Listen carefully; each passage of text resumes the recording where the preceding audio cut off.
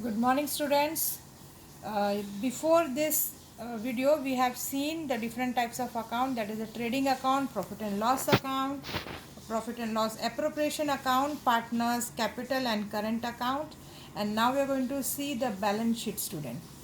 So what items are included in the balance sheet? Let us see.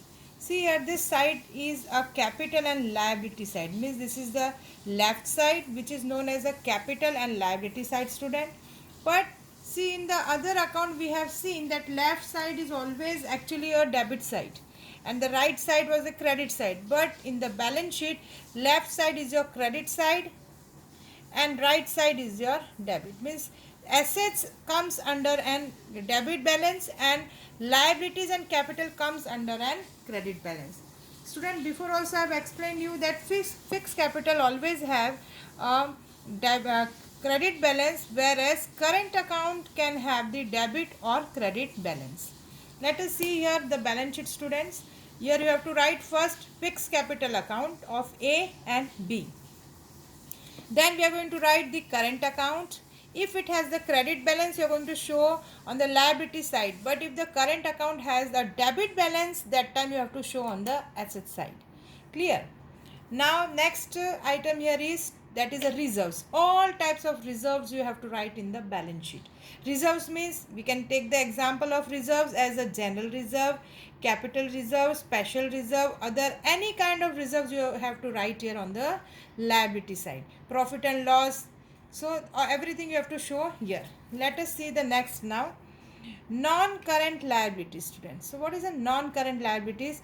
Non-current liabilities are also known as a long-term loan, student. If you have taken a loan for the long term, you are going to show on the liability side. Now let us take the example of non-current liabilities, students. Non-current liabilities like loan from bank. That is a, if you have taken a loan from bank for the long period of time, you are going to write here. Loan from financial institutions, loan from friends and partners loan, you are going to show here. After that comes current liabilities. Current liabilities means short term liabilities, students. Current liability means short term liabilities. Now what includes in the short term liabilities? It includes bank overdraft.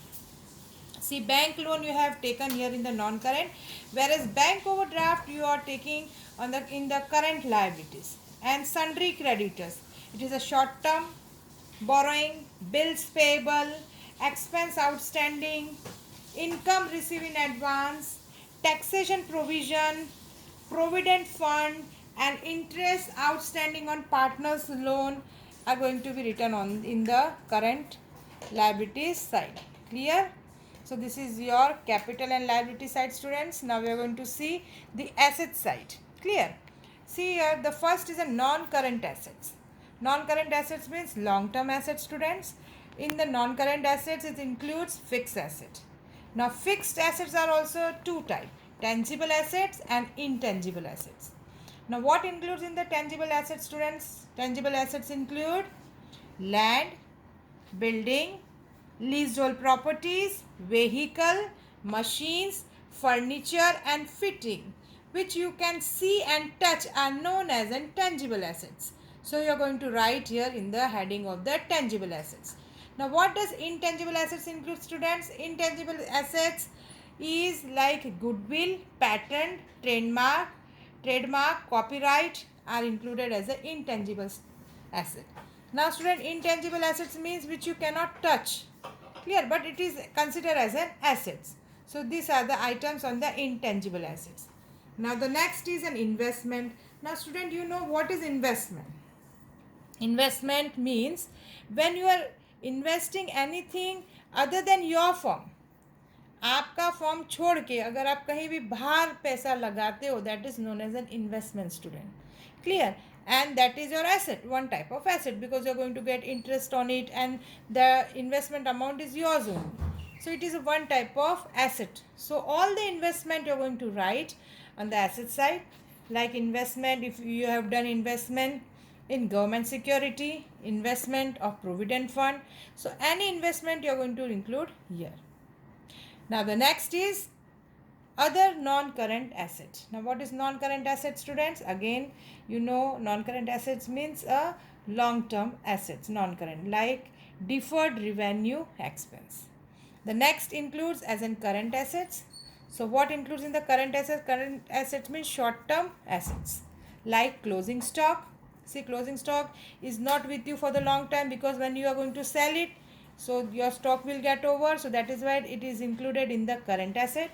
So closing stock, sundry debtors, cash balance, bank balance, income due, loan, land, if you have given loan to anybody, bills receivable, prepared expense are included in the current asset. Clear? Now the next is if the current account have a debit balance, as I told you, you're going to write on the asset side. This is what an balance sheet is, students. Now after doing all the sum, you're going to transfer the capital here in the balance sheet. After that, your balance sheet should get tally. If your balance sheet is tally, it means your sum is correct.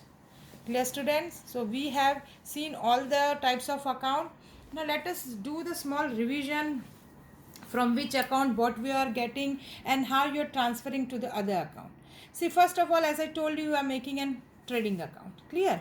So from the trading account, what you are getting, student? Gross profit, or you are getting a gross loss, which is transferred to the P&L account. Clear?